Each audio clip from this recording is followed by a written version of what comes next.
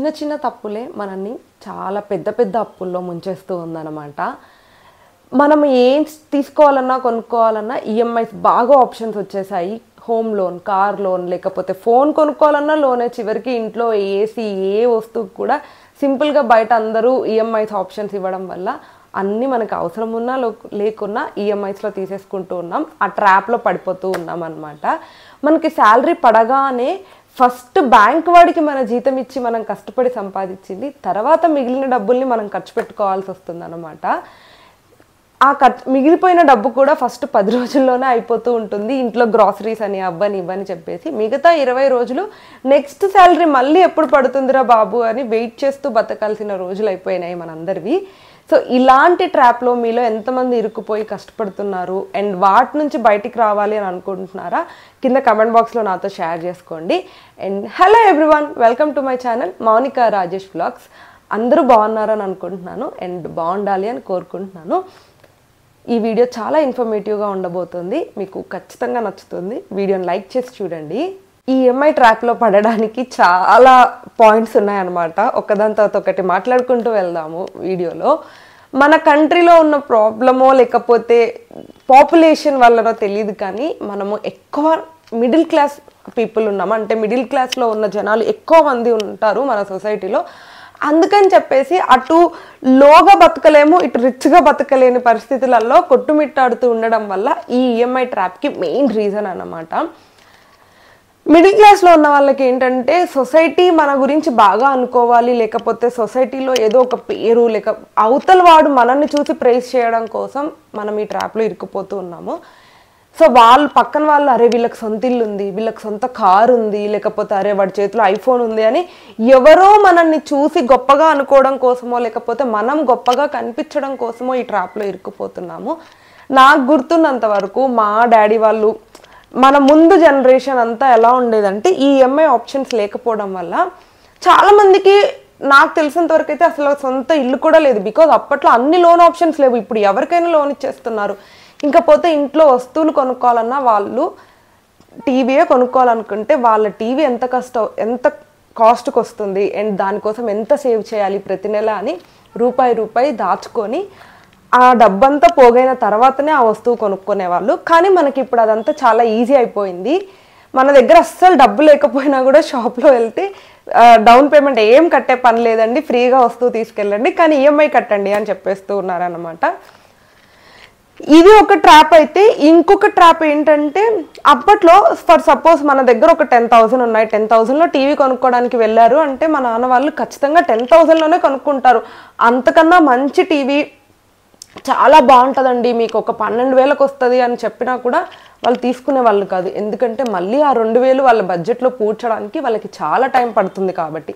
కానీ మనం ఇప్పుడు అలా కాదు.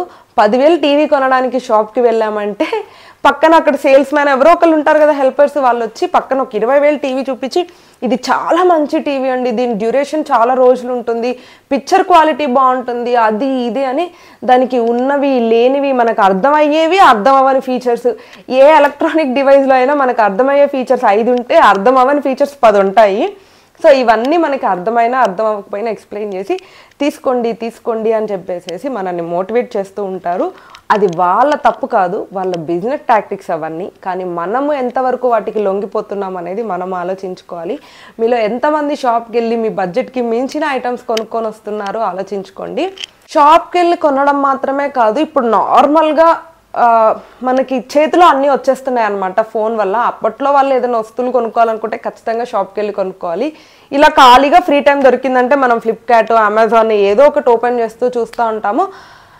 సో అందులో మీరు గమనించండి, మీరు సపోజ్ ఒక టీవీయో లేకపోతే ఐఫోన్ ఏదో ఒక ఫోన్ కొనుక్కోవాలి అని అనుకున్నప్పుడు ఒక ఫోన్ కాస్ట్, ఎగ్జాంపుల్ ఐఫోన్ చెప్తున్నా, ఐఫోన్ కాస్ట్ 1,00,000 రూపాయలని దాని ఒరిజినల్ ఎంఆర్పి ఉంటే ఎంఆర్పి హైలైట్ చేయడానికంటే కూడా కింద ఈఎంఐని హైలైట్ చేసి చూపిస్తూ ఉంటాడనమాట. అది పేరుకి 1,00,000 రూపాయలు, కానీ పర్ మంత్ మీరు జస్ట్ 10,000 కడితే చాలు. లేకపోతే కొన్ని అయితే 2 years 3 years ఈఎంఐ ఆప్షన్స్ లాగా పెట్టేసి పర్ మంత్ 1,000 రూపాయలు 1,200 కడితే చాలు అని కూడా దాన్ని ఎక్కువ హైలైటెడ్గా మీకు కనిపించేలాగా ఫోకస్డ్గా పెడుతూ ఉంటారు. అది కూడా వాళ్ళ బిజినెసే. మనం దాన్ని ఎంఆర్పి చూడం కానీ అది మనకి ఎంతకు వస్తుంది అని ఈఎంఐ ఎంత అని చూస్తాము. సో మీరు ఒక సంవత్సరానికి దానికి ఈఎంఐ తీసుకున్నారంటే సంవత్సరం పాటు మీరు ఆ ట్రాప్లో పడిపోయినట్టే. అవసరం ఉన్నా లేకున్నా అది కడుతూనే ఉండాలి. ఇలాంటివి చిన్న చిన్న ట్రాప్స్ ఈ కొత్తగా రావడం వల్ల ఎక్కువైపోతూ ఉన్నాయన్నమాట. మనకు తెలియకుండానే మనం ఆ ఫినాన్షియల్ క్రైసిస్లో లూప్లో ఇరుక్కుపోతూ ఉన్నాము. అండ్ సెకండ్ మెయిన్ థింగ్ వచ్చేసేసి క్రెడిట్ కార్డ్ యూసేజ్. ఇవాళ రేపు బ్యాంక్స్ ఎవరికి పడితే వాళ్ళకి క్రెడిట్ కార్డ్స్ ఇచ్చేస్తూ ఉన్నారు. అంటే ఎవరికి పడితే వాళ్ళకి అంటాం కంటే కూడా చాలా ఈజీ యాక్సెస్ అయిపోయింది. ఒకప్పుడు నీకు ఖచ్చితంగా ఇంత జీతం ఉండాలి, లేకపోతే ఇంత రొటేట్ అవుతూ ఉండాలి నీ అకౌంట్లో డబ్బులు, అప్పుడే క్రెడిట్ కార్డ్స్ ఇస్తాము అనేది. కానీ ఇప్పుడు అలా ఏమీ లేదు.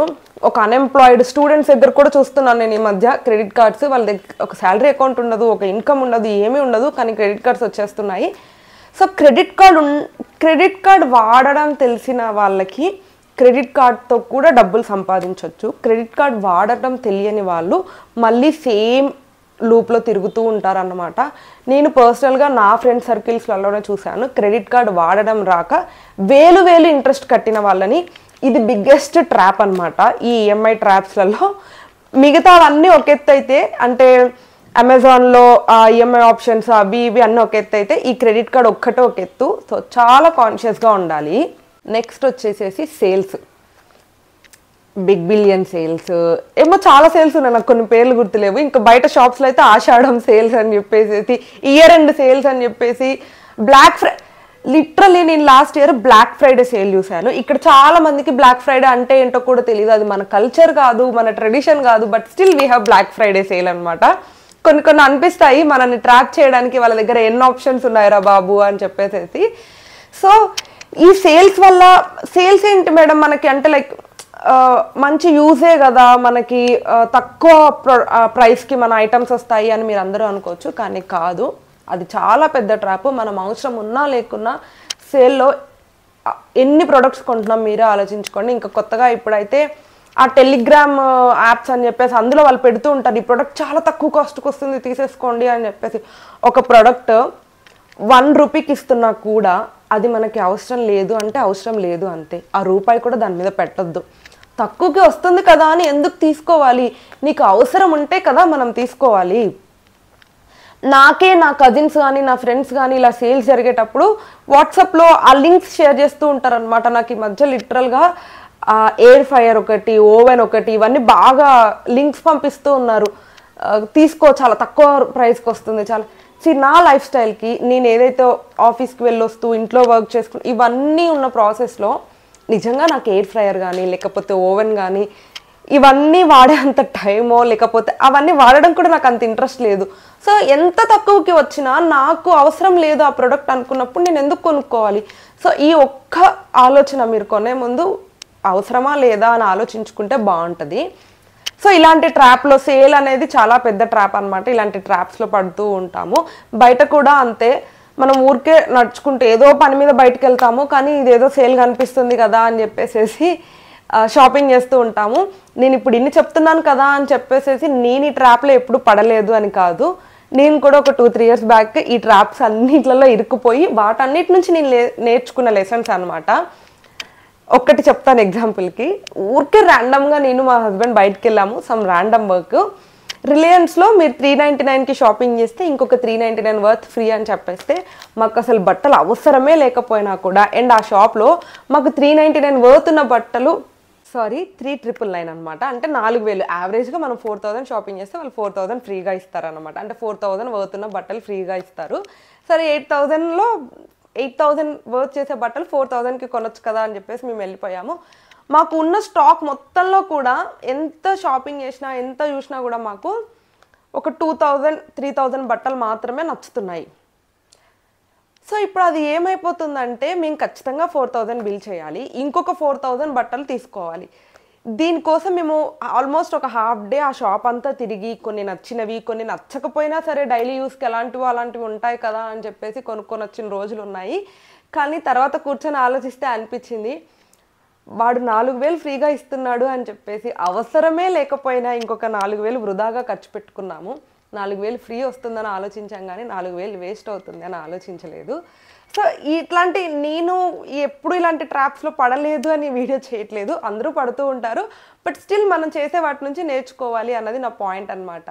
అండ్ లాస్ట్ ఒక 1-2 years నుంచి ఇంకా బాగా ఎక్కువ స్టార్ట్ అయిపోయినాయి ఏంటంటే పే లేటర్ ఆప్షన్. అంటే మీరు ఇప్పుడు కొనేసుకోవచ్చు, లేకపోతే వాడేసుకోవచ్చు, తర్వాత కట్టండి, తర్వాత ఎప్పుడన్నా మీ దగ్గర ఉన్నప్పుడు కట్టండి రా బాబు అంటారంటే అలా కాదు. వాడు ఒక టైం లిమిట్ పెడతాడు, ఒక 10 రోజులకో నెల రోజులకో.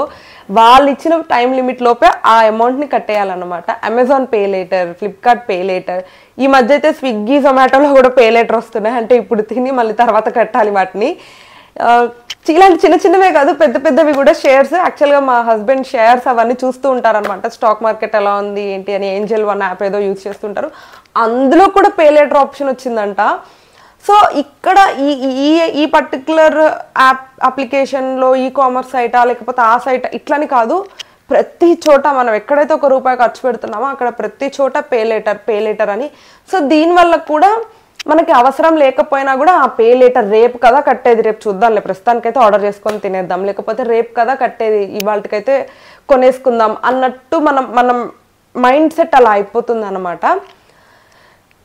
This is the one more trap మనం ఎక్కడ ఈ ఈఎంఐ లేకపోతే ఫినాన్షియల్ ఫ్రీడమ్స్ని కోల్పోవడానికి. సో దీని అంతటి వల్ల అందరూ ఏమనుకుంటున్నారంటే ఈఎంఐ ఉంటే ఏమైందిలే, మాకు సొంత ఇల్లు ఉంటుంది, ఈఎంఐ ఉంటే ఏమైందిలే, మాకు కారు ఉంటుంది, మేము రిచ్గా బతుకుతున్నాం అనేసి అని అనుకుంటున్నారు. కానీ మీకు మీరే కూర్చొని ఆలోచించుకోండి, మీరు ఎంత మెంటల్ ప్రెషర్లో బతుకుతున్నారు అని చెప్పేసి. మనకి ఫినాన్షియల్ ఫ్రీడమ్ ఉండదు, లేక అసలు లైఫ్ మీదే మన కంట్రోల్ ఉండదు. ఫర్ సపోజ్ మీరు జాబే చేంజ్ అవ్వాలి అని అనుకుంటున్నారు, లేకపోతే స్పెషల్లీ నా గురించి చెప్పాలనుకుంటే వీఆర్ ఇన్ ఐటీ ఇండస్ట్రీ, ఎవడు ఎప్పుడు మా జాబులు పీకేస్తారో తెలీదు. లేదా ఒక మంత్ ఫర్ సమ్ రీజన్స్ ఒక మంత్ శాలరీ రాకుండా ఉండడమో, లేకపోతే ఏదన్నా ఎమర్జెన్సీ రావడమో, ఇలాంటివి వచ్చేసినప్పుడు ఈఎంఐస్ బ్యాలెన్స్ చేయలేక, లేకపోతే లైఫ్లో ఫ్రీడమ్ లేక, ఫినాన్షియల్ ఫ్రీడమ్ లేకపోతే చాలా వాటి మీద ఎఫెక్ట్ అవుతూ ఉంటుంది అనమాట. This is the main reason. మనము చూడడానికి రిచ్గా కనిపించినా హ్యాపీగా ఉండకుండా ఉండడానికి ఇది చాలా మెయిన్ రీజన్. సో అట్లీస్ట్ మనం ఇప్పటికైనా తెలుసుకొని ఈ ట్రాప్లో పడకుండా ఉంటే మంచిది. ఇది మాత్రమే కాదు, ఈఎంఐ ట్రాప్లో పడిపోతే ఏమైపోతుంది అంటే సేవింగ్స్ మీద మనకి కాన్సన్ట్రేషన్ ఉండదు. అంటే అసలు కాన్సన్ట్రేషన్ కాదు, ఒకవేళ కాన్సన్ట్రేషన్ ఉండి ఖచ్చితంగా సేవింగ్ చేయాలి ఎలా అయినా, లేకపోతే మనం ఈ అప్పులు ఊబిలోంచి బయటికి రాలేము అని అనుకున్నా కూడా సేవింగ్స్ చేయలేము. ఎందుకంటే మనం ఒకలాంటి ఈఎంఐస్ మీద బతకడం అనేది కూడా ఒక, అంటే ఈఎంఐస్ మీద అని చెప్పలేను, ఒక లగ్జరీగా బతకడం అనేది కూడా ఒక వ్యసనం లాంటిదే. ఎలా అయితే స్మోకింగ్ స్టార్ట్ చేసిన వాళ్ళకి మానేయడం కష్టంగా ఉంటుందో, ఒక లగ్జరీ లైఫ్కి బతకడానికి అలవాటు పడిన వాళ్ళు కూడా బయటికి రావడానికి అంతే కష్టంగా ఉంటుంది. వాళ్ళకి ఏంటంటే ఉండలేరు, ఇంకా ఏసీ లేకపోతే ఉండలేరు, కార్ లేకపోతే ఉండలేరు. సో వాళ్ళ చేతులు డబ్బులున్నా లేకపోయినా ఖచ్చితంగా ఈఎంఐయో అప్పో ఏదో ఒకటి చేసి ఆ లగ్జరీ నీడ్ని ఫుల్ఫిల్ చేసుకోవాలన్నమాట. దాని నుంచి బయటికి రావడం కూడా చాలా కష్టం. సో మనము ఆ వ్యసనానికి బానిస అవ్వక ముందే బయటికి రావడం మంచిది అని చెప్పేసి నా ఫీలింగ్ అన్నమాట. సో ఇప్పటి వరకు మనము అన్ని రీజన్స్, అంటే బయట ఏమేమి ఆప్షన్స్ ఉన్నాయి మనని ఈఎంఐ ట్రాప్లో పడేయడానికి అని మాట్లాడుకున్నాము. లాస్ట్లో స్వీట్ అండ్ షార్ట్గా చెప్పేస్తాను వీటి నుంచి ఎలా మనల్ని మనం సేవ్ చేసుకోవచ్చు అని చెప్పేసి. సో మన చుట్టూ ఇన్ని ఆప్షన్స్ మనల్ని ట్రాప్లో పడేయడానికి ఉన్నప్పుడు నిజంగా కష్టమే ఆ ట్రాప్లో పడకుండా ఉండడానికి. నేను కూడా ఆ ట్రాప్లో పడిన దాన్నే, నేనేమి ఒక స్పెషల్ ఏమీ కాదు, కానీ అందులోంచి బయటికి వస్తూ ఉన్నాను అనమాట. నేను లాస్ట్ ఆల్రెడీ ఒక వీడియో చేశాను, ఈఎంఐస్ నుంచి బయటకు ఎలా వచ్చామని. సంథింగ్ తమ్నేల్ ఏం పెట్టానో గుర్తులేదు, కానీ how we manage my EMIs అన్నట్టు పెట్టాను అనమాట. And I'm very happy to say, ఆ వీడియోలో కూడా చెప్పాను, ఈ వీడియోలో కూడా చెప్తున్నాను, ప్రస్తుతానికి మేము ఏదైతే ఇంట్లో ఉంటున్నామో ఆ ఇంటి లోన్ తప్ప మాకు ఎక్సెస్ ఈఎంఐస్ ఏమీ లేవు. అండ్ విచ్ ఈస్ మా శాలరీలో 30% ఆఫ్ ఈఎంఐస్ మాత్రమే ఉండాలి అని ఒక ఫినాన్షియల్ మేనేజ్మెంట్ థంబ్ రూల్ ఏదైతే ఉంటుందో అది మాత్రమే ఉంది మాకు. ఈ పాయింట్ ఎందుకు చెప్తున్నా అంటే, నువ్వు ఇంతగానం సోది చెప్తున్నావు, నువ్వు హ్యాండిల్ చేస్తున్నావా లేదా అని అడుగుతారు కాబట్టి ఈ డిస్క్లేమర్ లాగా ఇస్తున్నా అనమాట. అండ్ మనం ఎలా బయటికి రావాలి అని అనేసాను అంటే, లైక్ మనము ఈ ట్రాప్ నుంచి కాపాడుకోవాలి అంటే, first thing let's talk about loans అనమాట. మనం ఏదన్నా ఒక లోన్ తీసుకుంటున్నప్పుడు హోమ్లోనే అవ్వచ్చు, కార్లోనే అవ్వచ్చు, లేకపోతే పర్సనల్ ఏదైనా నిజంగా మనకి అవసరమా, లేకపోతే అది మన రేంజ్లో ఉందా, మన శాలరీ కానీ మన ఇన్కమ్ ఎంత ఉంటుంది, దాన్ని మనం బేర్ చేయగలుగుతామా లేదా.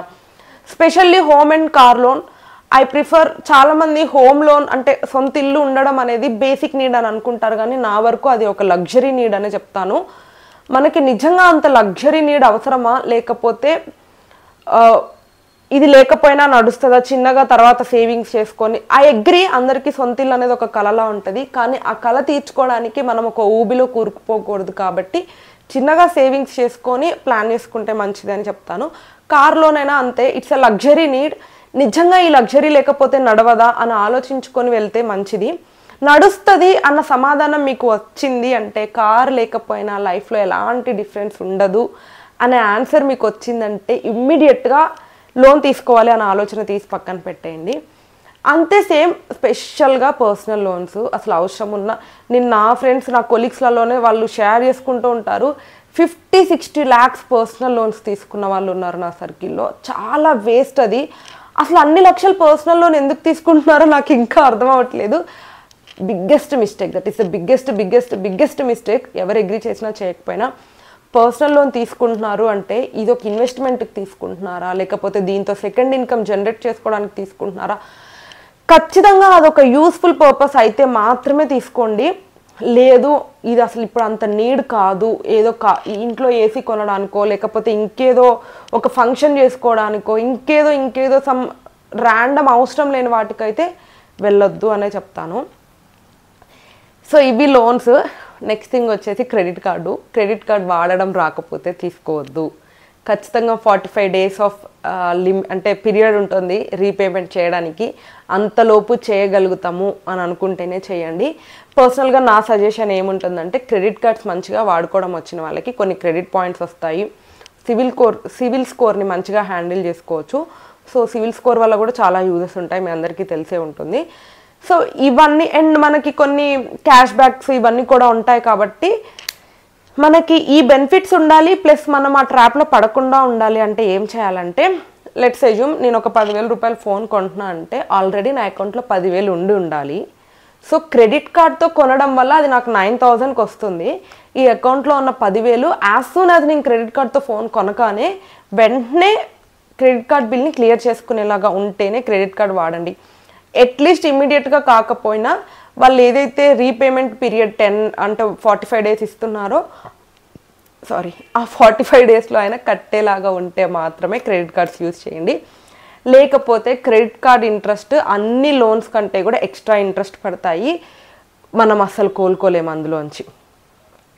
అండ్ మనం ఇంకా ఈ కామర్స్ యాప్స్ అన్నమాట, ఏదైతే పే లేటర్ ఆప్షన్ ఉందో, లేకపోతే ఈఎంఐస్లో తీసుకోండి అని అన్ని చెప్తున్నారో, ఇది కూడా అంతే యాజ్ యూజువల్.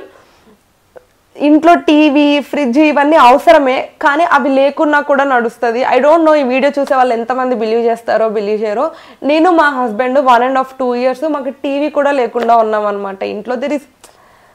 మా ఇద్దరమే మహా అయితే మరీ బోర్ కొడితే ఫోన్లో ఏదైనా సినిమా పెట్టుకొని చూసేవాళ్ళం తప్ప మేము ఆల్మోస్ట్ 1.5 year టీవీ లేకుండానే ఉన్నాం. పేరెంట్స్ లేకపోతే ఫ్రెండ్స్ ఎవరన్నా వచ్చినా ఈజీగా అంటారు. మా అమ్మ కూడా నా దగ్గరికి వచ్చినప్పుడు, మీకు ఎందుకో మంచిగా ఇద్దరు వర్క్ చేస్తున్నారు కదా, టీవీ తీసుకోవచ్చు కదా, ఇద్దరికి బోర్ కొట్టదా ఇంట్లో ఉన్నప్పుడు అని. ఫ్రెండ్స్, రాయేష్ వాళ్ళ ఫ్రెండ్స్ రెగ్యులర్గా వస్తూ ఉంటారు, ఏంట్రా ఇంకా టీవీ తీసుకోలేదా అని అనే వాళ్ళకి చాలా ఈజీ, ఇంకా మీకు టీవీ లేదా అని. కానీ అది మా దగ్గర ఎఫోర్డబుల్గా మేము ఉన్నామా లేదా అని మాకు మాత్రమే తెలుసు. వాళ్ళెవరో అంటున్నారు అని చెప్పేసేసి మనం తీసుకుంటే మనం కదా దాన్ని బేర్ చేయాలి ఆ ఖర్చుని. సో అది ఆలోచించుకోండి. ఎవరో ఇంట్లో పెద్ద టీవీ ఉందని, లేకపోతే వాళ్ళ ఇంట్లో వాషింగ్ మిషన్స్ ఉన్నాయి, లేకపోతే ఇంకేదో లగ్జరీ ఉంది, లేకపోతే వాళ్ళు మన ఇంటికి వచ్చినప్పుడు మా ఇంట్లో అన్ని సామాన్లు ఉన్నాయని కనిపించాలి అన్నందుకు తీసుకోవద్దు. మీకు అవసరం ఉందా లేదా అని ఒకసారి మిమ్మల్ని మీరు క్వశ్చన్ చేసుకోండి. ఆ క్వశ్చన్కి ఆన్సర్ అవసరం లేదు అని వస్తే మాత్రం ఖచ్చితంగా వదిలేయండి. అండ్ ఇంకొక విషయము, ఏదైనా ఒక ప్రోడక్ట్ నిజంగా అవసరమే ఉంది తీసుకోవాలి అని అనుకుంటే ఫస్ట్ దాన్ని ఇట్లా బ్రెయిన్లో ఇట్లా అనిపించగానే ఇట్లా ఆర్డర్ పెట్టద్దు. దాన్ని కార్ట్లోకి యాడ్ చేసుకొని ఒక 2-3 days వెయిట్ చేయండి. 2-3 days తర్వాత, ఎందుకంటే నాకు ఇప్పుడు ఫర్ సపోజ్ నేనే ఉన్నాను, ఒక్కొక్కసారి ఏమనిపిస్తుంది అంటే కిచెన్లో వర్క్ చేసేటప్పుడు సడన్గా ఏదైనా ఒక ఐటెం లేకపోతే అర్జెంటుగా ఇది కొనేసేయాలి, వండుకోవడానికి బౌల్ లేదు అని అనేసి అనిపిస్తుంది. ఒక 2-3 రోజులు ఆగిన తర్వాత ఏముందిలే నడుస్తుంది కదా ప్రస్తుతానికి అనిపిస్తుంది. సో మీరు కూడా అదే ట్రై చేయండి. కార్ట్లోనో లేకపోతే విష్ లిస్ట్లోనో పెట్టుకొని చూడండి. అది ఒక 2-3 డేస్ తర్వాత కూడా నిజంగా అవసరమే, ఇది ఉంటేనే నడుస్తుంది అని అనిపిస్తే అప్పుడే షాపింగ్ చేయండి. ఎప్పుడన్నా కుదిరినప్పుడు షార్ట్స్లో నా విష్ లిస్ట్ చూపిస్తాను. నా విష్ లిస్ట్లో ఖచ్చితంగా ఒక 200-300 ఐటమ్స్ ఉంటాయన్నమాట. ఏముంది, అప్లికేషన్ ఓపెన్ చేస్తే అనిపిస్తుంది ఇవన్నీ మనకు కావాలరా అని చెప్పేసేసి, కానీ నిజంగా అవసరమా లేదా ఆలోచించుకోవాలి కదా. సో అది ఫినాన్షియల్గా బెటర్గా ఉన్నప్పుడు ఎప్పుడన్నా చూద్దాంలే అని చెప్పేసి అన్నీ అలా విష్ లిస్ట్లో పడేసుకొని ఉంటా అనమాట. ట్రై చేయండి మీరు కూడా, వర్కౌట్ అవుతుంది.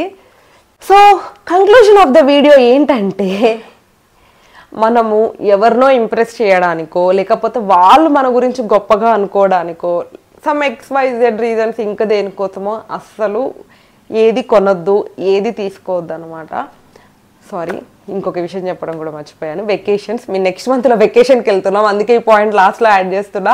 వెకేషన్స్కి ఎప్పుడు కూడా అప్పు చేసో ఈఎంఐలు పెట్టో క్రెడిట్ కార్డ్లోంచి వెళ్ళొద్దు. మీ దగ్గర డబ్బులు ఖచ్చితంగా అకౌంట్లో లిక్విడ్ క్యాష్, అంటే అదే క్యాష్ ఉంటే మాత్రమే వెళ్ళండి. ఎందుకంటే చాలామంది వెకేషన్స్కి టెంప్ట్ అవుతూ ఉండుంటారు, అందుకనే ఈ పాయింట్ని లాస్ట్లో యాడ్ చేస్తున్నా. ఇది కూడా ఆలోచించుకోండి అని చెప్పేసి. సో మెయిన్ ఓవరాల్ కంక్లూజన్ నేనేమి ఇవ్వాలి అని అనుకున్నా అంటే, సొసైటీని ఇంప్రెస్ చేయడానికి మమ్మల్ని ఇద్దరిని చాలామంది అంటారు, ఇద్దరు జాబ్ చేస్తున్నారు మీకేంటి అని చెప్పేసి. ఎస్, ఇద్దరం జాబ్ చేస్తున్నాం, but we think for the future. రేపు పొద్దున కిడ్స్ ఉంటారు, లేకపోతే మా ఫ్యూచర్ మావన్నీ ఐటీ జాబ్స్, సెక్యూరిటీ ఉంటుంది ఉండదు. So we plan for that అనమాట. ఈరోజు వాళ్ళు మీకు కార్ ఉండాలి లేకపోతే మీకు ఇంకేదో XYZ ఉండాలి అని వాళ్ళందరూ అంటున్నారు కాబట్టి మేమిద్దరం ప్లాన్ చేయమన్నమాట. మాకు అది నిజంగా అవసరమో అని అనుకుంటేనే ప్లాన్ చేస్తాము. సో మీరు కూడా వీటన్నిటి ట్రాప్లో పడకుండా సొసైటీని, ఫ్రెండ్స్ని, మీ చుట్టూ ఉండే కొలీగ్స్ని, వాళ్ళని వీళ్ళని ఇంప్రెస్ చేయడానికి కాకుండా మీకు మీరు హ్యాపీగా ఒక పీస్ఫుల్ లైఫ్ లీడ్ చేయడానికి ఆలోచించుకున్నారు అంటే ఇవన్నీ అసలు అవసరమనే అని అనిపించదు. బికాస్ నేను అలాంటి సిచ్యువేషన్స్లలోంచే పెరిగొచ్చాను. 2 గదులలో ఉంటే ఎంత హ్యాపీగా ఉంటుందో నాకు తెలుసు. ఏవి కూడా మనం ఎక్కువ ఎక్స్పెక్ట్ చేస్తున్నప్పుడే మనకి బాధ అనిపిస్తుంది. ఇవన్నీ మనకు అవసరం లేదురా, ఇప్పుడు ఏదైతే ఉన్నామో దాన్ని హ్యాపీగా ఎంజాయ్ చేయాలి, ప్రజెంట్ని ఎంజాయ్ చేస్తూ ఉన్నారని అనుకోండి. అన్ని లగ్జరీస్ మీద కావాలి, లేకపోతే ఎవరినో చూసి పులిని చూసి నక్క వాతలు పెట్టుకుంది అన్నట్టు వాళ్ళకి ఎవరికో ఉంది మనకు కావాలి అని అనుకుంటే no, that will not be easy. వాళ్ళ ఫినాన్షియల్ స్టేటస్ లేకపోతే వాళ్ళ లివింగ్ స్టైల్, వాళ్ళ అలవాట్లు అన్నీ డిఫరెంట్, మనవన్నీ డిఫరెంట్. సో పక్కన వాళ్ళతో ఎప్పుడు కంపేర్ చేసుకోకుండా ఉంటే ఇవన్నీ ట్రాప్స్లో మనం ఇరుక్కుపోకుండా ఒక హ్యాపీ అండ్ పీస్ఫుల్ లైఫ్ ఉండడానికి పాసిబిలిటీ ఉంటుందన్నమాట. హోప్ మీ అందరు కూడా ఆలోచించుకొని అందరికీ ఒక పీస్ఫుల్ అండ్ హ్యాపీ లైఫ్ ఉండాలి అని కోరుకుంటున్నాను. అండ్ ఈ వీడియో నచ్చితే ఖచ్చితంగా లైక్ చేయండి, యూజ్ అవుతుంది అనుకుంటే మీ ఫ్రెండ్స్కి షేర్ కూడా చేయండి. That's it for this video. Thank you for watching. Bye bye.